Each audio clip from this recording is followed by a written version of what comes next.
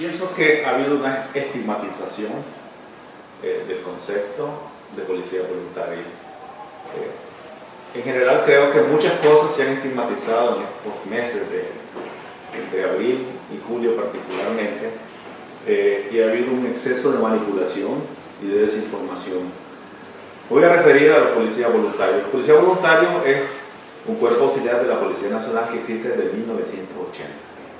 Yo era fundador de la policía y comenzamos con ese cuerpo auxiliar y tenía dos propósitos, diría yo. El primer propósito era que se quería fortalecer un modelo de policía comunitaria y por lo tanto vincular a la sociedad con la policía en el servicio público.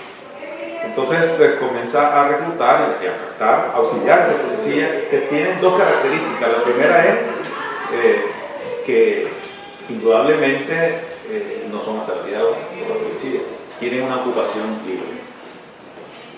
La segunda razón es que son personas que tienen interés de servir. Y el interés de servicio y la ocupación de no son asalariados, bueno, son dos características importantes. Personas idóneas que no tengan antecedentes delictivos, que quieran servir la seguridad, la prevención. El otro gran elemento por el cual se crea la policía voluntaria es porque era un cuerpo pequeño, la policía profesional, y necesitaba coayudar con la sociedad para poder responder a la demanda de la seguridad. Y entonces, en aquel momento, la cantidad de policías voluntarios, no sé si llegó a ser igual, quizás, o casi similar a la cantidad de la Policía Nacional. En el 80. Y aquí hay un concepto importante que hay que tener que cuidar en la cultura nicaragüense, y es que en Nicaragua prevalece mucho el voluntariado. En los 80 el ejército sostuvo la defensa del país con las milicias como voluntariado. La Cruz Roja históricamente se ha sostenido con voluntarios, los Boy Scouts, las iglesias católicas y evangélicas tienen una gran fuerza de voluntariado. Los donantes de sangre, Nicaragua es uno de los pocos países del mundo que toda la donación de sangre es voluntaria. Hay mucha capacidad de servicio gratuito de los nicaragüenses. Incluso ustedes son un equipo de personas que quieren hacer un servicio a la población, un servicio de debate constructivo, positivo. Entonces, la policía voluntaria nace como una consecuencia de un modelo de policía comunitaria, pero también de la necesidad de coayudar en la prestación de un servicio que la población nicaragüense demanda. Y eso fue evolucionando, es decir, la ley de 1992 consideró la policía voluntaria, la ley de 1996 consideró la policía voluntaria y la última ley orgánica de la policía del año 2014 también incluye la policía voluntaria. ¿Cuáles son las funciones de la policía voluntaria? Son en la seguridad pública, patrullaje, prevención, etc. Pero también la policía voluntaria ha sido muy visible en las fiestas patronales. A veces no las vemos porque no tienen un rótulo. Usan a veces uniforme, no uniforme policial, y a veces usan las mismas camisas de los policías. Y son 2.000 o 3.000 en los últimos años, más o menos, la cantidad de policía voluntaria. Entonces, todo ciudadano que quiera prestar un servicio para la prevención en la seguridad pública puede hacerse policía voluntario y la policía lo acoge bajo su dirección. Es decir, no es una fuerza paralela, no es una fuerza subterránea, es una fuerza auxiliar, legítima, subordinada a la Policía Nacional y por lo tanto acatando las órdenes, las disposiciones y los planes de la Policía Nacional. A los que me escuchan, si queremos ver policía voluntaria, fijémonos en los siguientes escenarios. 1. Fiestas patronales. Donde haya fiestas patronales, la de Santo Domingo, la de San Sebastián, la de Santa Ana, todas las fiestas patronales de Nicaragua, ahí se redoblan las fuerzas policiales y se fortalecen con policía voluntaria. Segundo, cuando hay desastres naturales o situaciones de riesgo, terremotos, inundaciones, lluvia, etc., bueno, ahí vas a ver policía, pero también reforzados con policía voluntaria que están ahí en el servicio cotidiano de la comunidad para prestar un servicio. Cuando hay planes de recogida de la cosecha en el campo y los planes de seguridad en el campo que están vinculados, por ejemplo, ahorita con la temporada navideña, con el pago de aguinaldo, ahí vas a ver la policía reforzada, ¿con quiénes? Con policía voluntaria. Entonces, aquí, entre abril y julio, se dio un escenario de violencia extrema, de inseguridad extrema. Ante esa situación, la policía, obviamente, con sus propias fuerzas profesionales, hubiera sido incapaz de resolverla. Así es que recurrió a su mecanismo legítimo, la fuerza auxiliar, y la utilizó como fuerza auxiliar voluntaria de carácter temporal, porque esos son los policías voluntarios, no trabajan siempre, ellos se dedican a la ocupación que tengan como empleados públicos, empleados privados, trabajadores por su cuenta, campesinos, propietarios, pequeños propietarios, etc. Jóvenes, viejos, hombres, mujeres, gente común y corriente que presta un servicio. Y una vez cumplido su misión, se desmovilizan y vuelven a ser llamados periódicamente. Eso ha ocurrido en Nicaragua durante los últimos casi 40 años.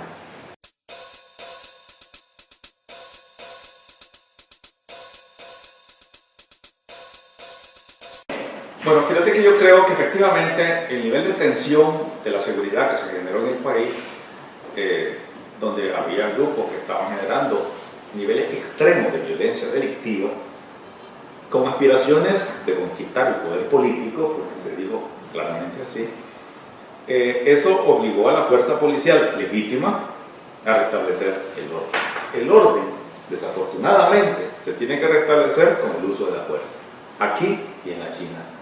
Y el uso de la fuerza policial institucional es directamente proporcional al nivel de fuerza y resistencia y daño que hay al otro lado.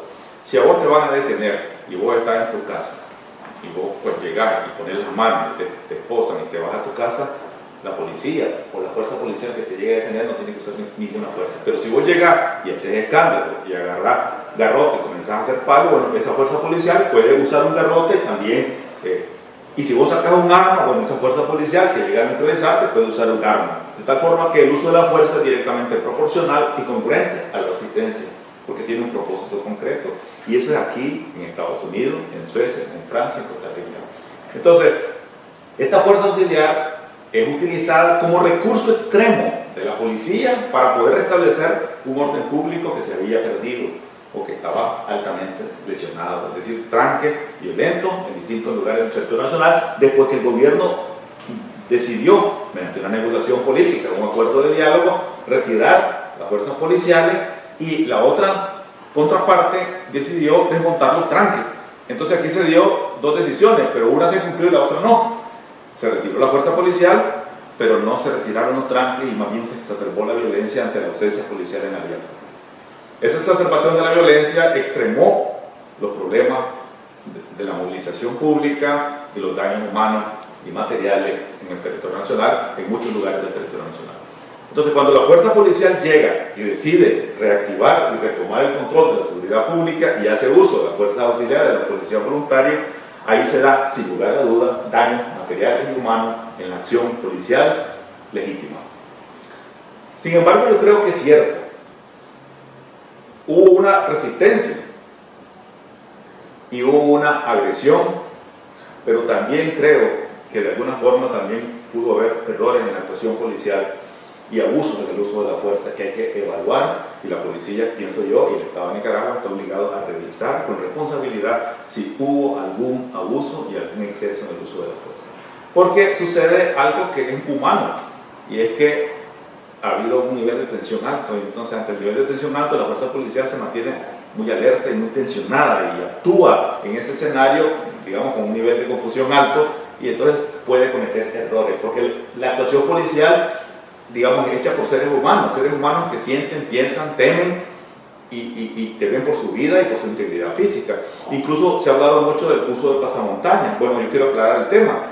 La pasamontaña es un recurso que la policía ha usado siempre, pero de manera selectiva. Pero ante la situación extrema que se presenta, se usa de manera más general por una razón obvia, es decir, las familias de los policías estaban siendo amenazadas, o de los que decían que eran sandinistas estaban siendo amenazadas, entonces no querían evidenciar quiénes eran, y es normal hacerlo. En Guatemala, por ejemplo, y en Honduras y en El Salvador, es muy común que los policías operen con pasamontañas.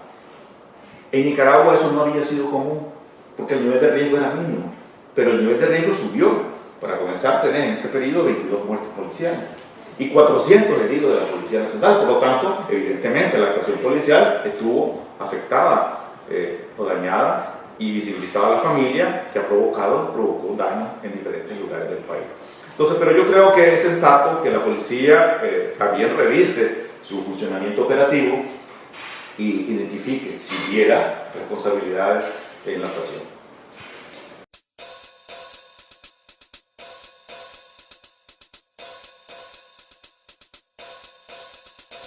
Mira, no hay encuesta seria realizada después de abril.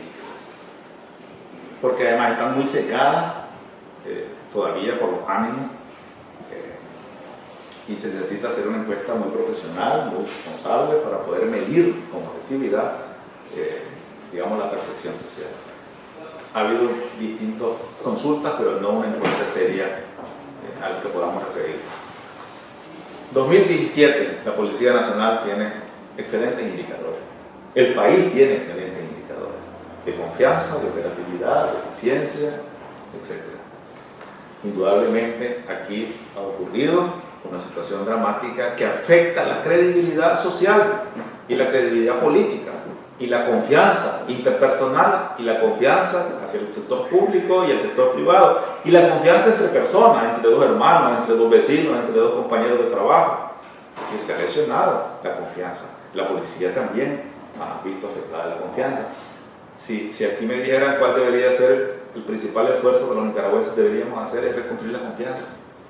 Reconstruir la confianza. Hay que hacer una profunda terapia psicosocial para entender que somos nicaragüenses y que somos seres humanos y que vivimos en este territorio común y que compartimos este tiempo y este espacio común y por lo tanto tenemos que aprender a tolerarnos en nuestras diferencias. Ese es el trabajo que hay que hacer. Entonces, efectivamente, la confianza es el patrimonio nicaragüense más afectado y la confianza afecta a la convivencia. Y la confianza y la convivencia son fundamentales para el desarrollo y para la construcción de la nación. Una nación requiere tener factores de confianza y convivencia para poder producir, para poder trabajar, para poder desarrollarse en todos los ámbitos necesarios. Entonces, no me cabe duda que la confianza en la policía ha bajado, pero ha bajado la confianza en los partidos políticos, ha bajado la confianza entre las personas, entre la familia. ¿Cuántas familias fragmentadas hay hoy? Pregunto yo. ¿Cuántos núcleos laborales?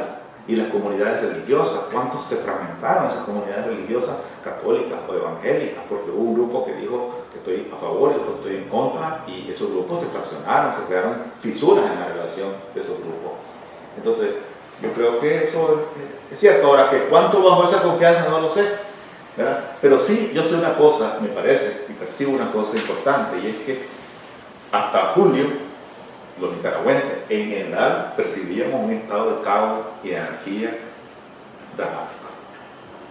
Y necesitábamos que alguien, y le compete al Estado, restableciera un orden mínimo para comenzar a trabajar y comenzar a hacer las cosas que tenemos que hacer. Y yo creo que ese orden mínimo se recuperó, está en ese proceso de restablecer, y ese fue un paso necesario. Si no, aquí el país cae en un profundo caos, una profunda anarquía, donde el nivel de destrucción y daño humano y material hubiera sido incontable. Yo creo que afortunadamente la policía reaccionó, el Estado asumió su papel y su responsabilidad y restableció las mínimas condiciones para seguir avanzando.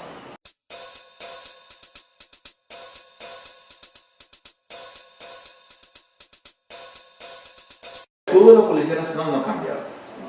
Es decir, sigue siendo el mismo escudo que yo conocí en los 90, digamos, porque efectivamente cambió. En los 80 era otro, pero se modificó en los 90 a partir de la ley de 1996, el mismo escudo que tiene la policía.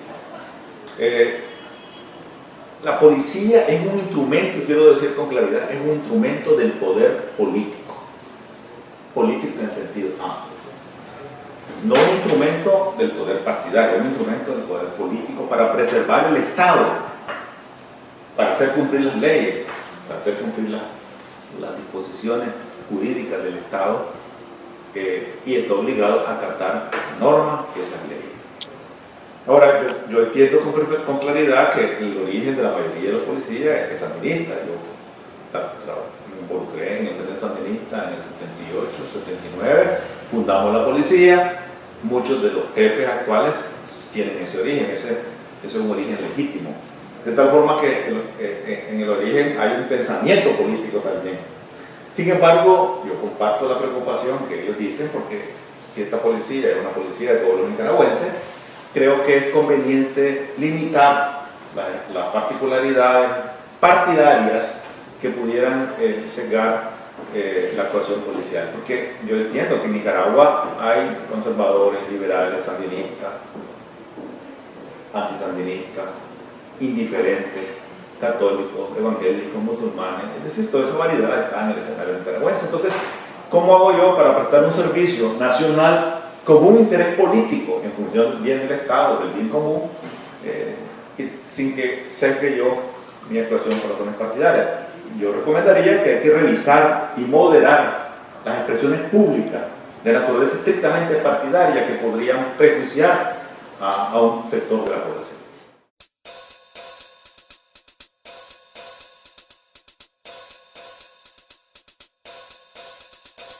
Ante un escenario como el que ocurrió, donde era impredecible, nadie sabía que eso podía ocurrir en el país. Incluso la policía fue sorprendida, y el Estado fue sorprendido, y la sociedad fue sorprendida por las dramáticas circunstancias que se presentaron. Yo creo que lo sensato es replegarse. Cuando uno sabe qué está pasando, lo mejor es replegarte, analizar el escenario y organizar tu respuesta.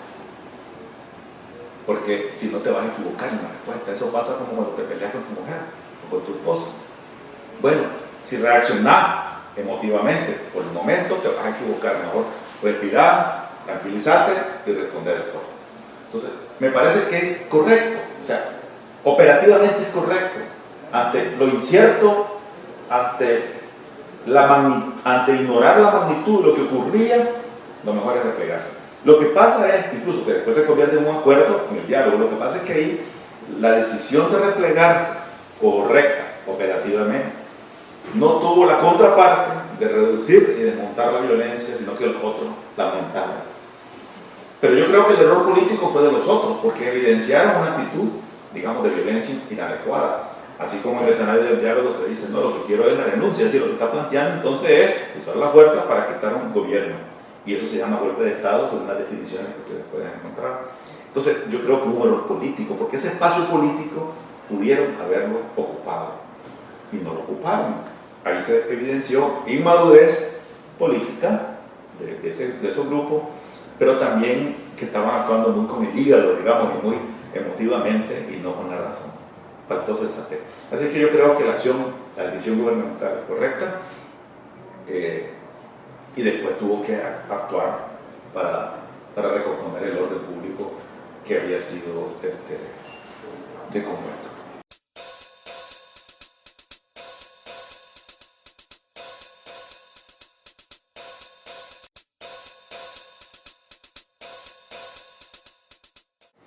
Bueno, mira, yo creo que, digamos, la pregunta tiene una percepción, una posición, ya te está insinuando una conclusión de lo que quiere que le digas, pero no creo que haya habido nunca una orden de matar a nadie.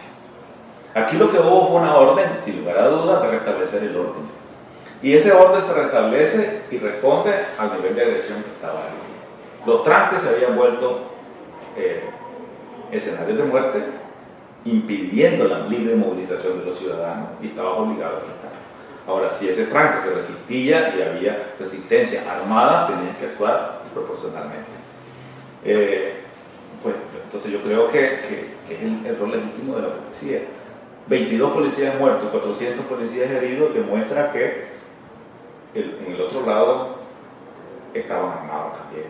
Y había armas de fuego. Entonces la policía hace uso del arma de manera legítima, constitucional. La policía es un cuerpo armado de naturaleza civil que tiene armas de fuego y que tiene equipo técnico especializado que debe y puede usarlo de manera legítima para restablecer el orden y la seguridad ciudadana, como lo hizo en este caso. Pero los otros, si tenían armas, era ilegítimo, era ilegal, y por lo tanto ya están en actividad delictiva. El Estado tiene derecho y obligación a la persecución penal. Si alguien comete un delito, ese delito es perseguible. Y cuando dice alguien, están persiguiendo a la gente, sí, están persiguiendo. Si cometió delito, lo perseguirán. Porque si hay 200 muertos, si hay 200 millones de dinero destruido en infraestructura, si hay 300 casas, instalaciones, casas particulares, locales públicos, etcétera, destruidos, alguien los provocó. Y si hay desaparecidos, alguien desapareció. El Estado tiene la obligación de la persecución penal. La persecución penal, ¿qué implica? Bueno, hay una víctima, esa víctima denuncia. Bueno, hay una evidencia, esas evidencias se ponen ante el juez, el fiscal acusa, el juez sanciona y va a cumplir una pena el sistema penitenciario. Si alguien dice, ah, no, pero es que me están procesando por una posición política, no es por la posición política. Yo escucho aquí en los medios de comunicación cualquier opinión de cualquier tipo y eso no amerita detención. Pero si vos justificás una muerte, una destrucción o la quema de un local o un saqueo por una posición política, bueno, estás obligado a responder por el delito cometido, no tanto por la posición política. Yo creo que aquí hay responsabilidades penales que tienen que pagar, que tienen que pagarla. Ahora, la gran pregunta que haría y que él dice es, bueno, hubo policías que tuvieron errores en la actuación policial. Yo creo que hay que verlo, no lo sé. Es decir, habría que identificar esa posibilidad. Sin embargo, yo creo que la policía está obligada a restablecer el orden público y ese restablecimiento del orden público implica el uso de la fuerza de manera legítima.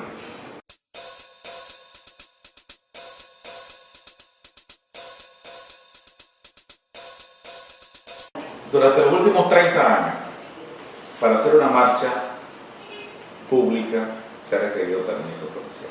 Eso no es un invento de ayer. Y eso lo saben todos los que han participado en las campañas políticas durante los últimos 30 años. Tenían que recurrir a la policía y ese permiso requería decir qué organización lo pedía, quiénes se responsabilizaban, cuál era la fianza, cuál era el día, cuál era el lugar, la ruta, la hora, bueno, precisar eso. Y es una solicitud, siempre se ha hecho así. Lo saben todos los dirigentes políticos que han participado en las campañas del pasado. Entonces, aquí, entre abril y agosto, pues, se dio una multitud de marchas. Y yo, la pregunta que te hago es, ¿por qué nadie pidió permiso? Y yo le digo a la policía, ¿por qué no exigieron permiso cuando esas marchas se dieron?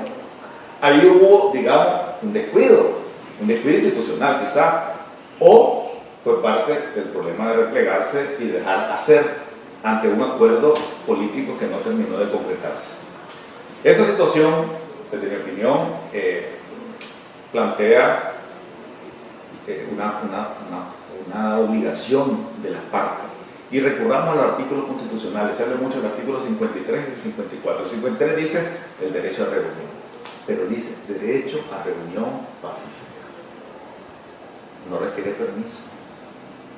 Nosotros estamos reunidos aquí, somos tres. ¿A quién le pedimos permiso? A nadie, porque esta es una reunión pacífica. Es decir, el concepto de reunión tiene el adjetivo calificativo pacífica. Ahora, si tres personas se reúnen para organizar un robo o para organizar un daño, entonces eso se llama asociación ilícita para delinquir, porque se están reuniendo para planear una acción delictiva. No es legítimo, no es constitucional, por lo tanto es objeto de persecución penal. Ningún ciudadano que quiera reunirse en su casa, en su espacio privado, para celebrar un cumpleaños, para tomarse unos tragos o para lo que sea, necesita pedir permiso. Lo que sí tiene la obligación es que esa reunión tiene que ser pacífica, porque si no lo es, está sujeto a la responsabilidad penal. Pero el artículo 54 de la Constitución habla de la movilización. La movilización, la manifestación. Eso es de naturaleza pública, porque nadie hace una manifestación en su cuarto. Eso es reunión. Nadie hace una manifestación en su casa. Eso es reunión. La manifestación se hace en la calle, en la rotonda, en las plazas públicas, porque pretende expresar algo público. Y por lo tanto ocupa el espacio público. Y cuando ocupa el espacio público choca con otros derechos. El derecho a la libre movilización de otro, etcétera, el derecho a la vía pública. Entonces, el artículo constitucional dice de acuerdo a la ley. Entonces te remite a una ley, a una norma que te dice que tenés derecho a la manifestación, pero tenés que recurrir a la ley. Y la ley establece, la normativa administrativa establece que vos pedís permiso al policía. Entonces, por lo tanto, esa es la cuestión. Lo que pasa es que aquí se generó una mala costumbre, porque entre abril y agosto se dieron varias manifestaciones y nadie pidió permiso y creyeron que no se pedía permiso erróneamente, pero siempre se ha pedido permiso y siempre se tiene que pedir permiso. Una marcha que se organice y destruyen una casa, destruyen un carro, yo pregunto, ¿y quién responde? Es fácil exigir un derecho, pero a veces no es tan fácil asumir las responsabilidades por el derecho que te han dado.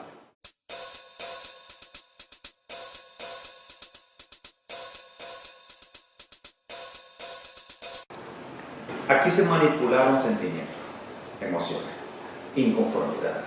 Es decir, yo tengo un discurso político, un planteamiento político, y entonces trato de aglutinar todas las inconformidades sociales, delictivas, políticas, culturales, etcétera, y las trato de movilizar a un propósito.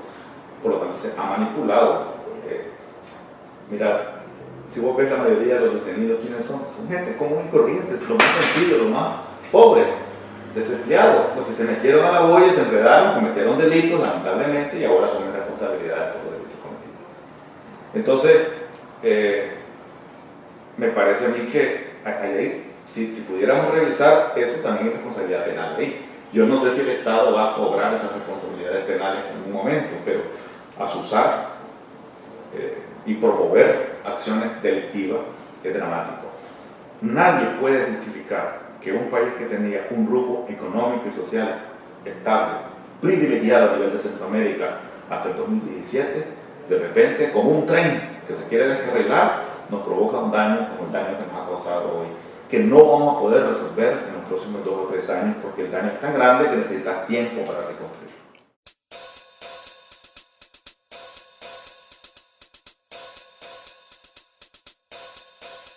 Bueno, yo creo que hay que denunciar. Hay una oficina de asuntos internos, denuncien.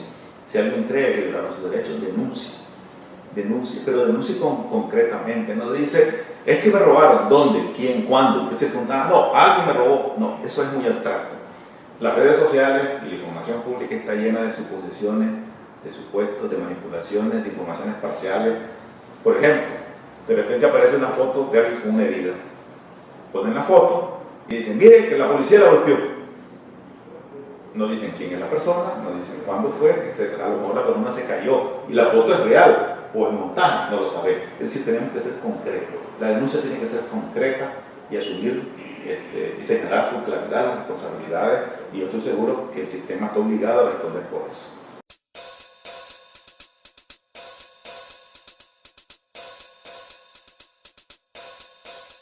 Lamentablemente creo que sacó conclusiones a partir de supuestos. Y eso dice pues, de una investigación objetiva. Uno tiene que sacar conclusiones en la investigación científica objetiva a partir de hechos y de evidencia. No es suficiente que alguien me diga, mira, vengo a denunciar que me robaron la cartera en la esquina.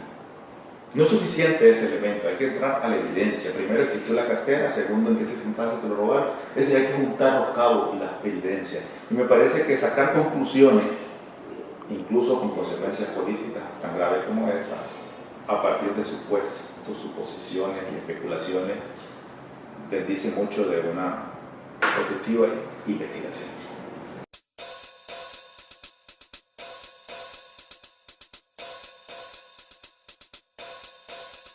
Mira, la seguridad ciudadana tiene dos connotaciones, una connotación objetiva y una connotación subjetiva. La connotación objetiva es, digamos, el nivel de riesgo que las personas tienen de ser víctimas de un delito cualquiera. Quiero decirles que a pesar de todo lo que ha pasado, el nivel de riesgo objetivo de ser víctima de un delito cualquiera en Nicaragua cerrará el año 2018 con la más baja o la segunda más baja de Centroamérica, a pesar de los muertos ocurridos.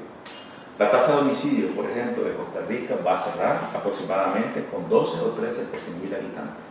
Y la de Nicaragua cerrará quizás con 11 o 12 por 100.000 habitantes. Todos los otros países por encima de esa tasa. De tal forma que en el panorama actual no es la seguridad ciudadana como el riesgo de ser víctima de un delito lo que les preocupa a los nicaragüenses. Es la convivencia en general, es la confianza, la reconstrucción de la confianza. Que ese asunto no es seguridad solamente, es todos los aspectos políticos, sociales que hay que recomponer en la sociedad nicaragüense. Pero el otro ámbito de la seguridad es la seguridad subjetiva, y eso está vinculada con el nivel de especulación, con el nivel de suposición que se divulga. Entonces la gente está reaccionando más que al riesgo real, al riesgo supuesto. De tal forma que yo percibo ahorita una gran brecha entre lo que supongo que ocurre o lo que supongo me va a ocurrir, el temor, y lo real en el ámbito de la seguridad, que es mucho más bajo. Yo diría que por lo menos 3 veces más hay una diferencia de 1 a 3, es decir, entre lo que entre el riesgo real, positivo, y entre el riesgo percibido o subjetivo. Así que yo creo que aquí el tema que, como decía al principio, hay que trabajar en construir la confianza, fortalecer la confianza, la convivencia, la tolerancia, entender que vivimos juntos en este país, en el mismo tiempo, en el mismo espacio, y que a pesar de que tenemos diferencias de cualquier tipo, tenemos que aprender a comprendernos y a trabajar, a recuperar los niveles históricos que el país tenía, el rumbo extraordinario que tenía en relación a Centroamérica, que era una posición envidiable. Solamente quisiera señalar que hay un elemento que es clave en esto, y hay que promover espacios de diálogo. Y yo los felicito a ustedes porque de alguna forma este espacio es un espacio de diálogo para compartir opiniones. Eso reduce los niveles de tensión social. Hay que reconocer que el sandinismo es una realidad histórica concreta, pero también hay que reconocer que los otros no sandinistas son una realidad histórica concreta y existen. Ahora, que quién es más y quién es menos, bueno, eso es un problema que hay que balancear en un proceso electoral que se debe hacer en el marco constitucional respectivo, pero el punto de partida es dialogar y reconocer la existencia del otro con las diferencias que tenemos.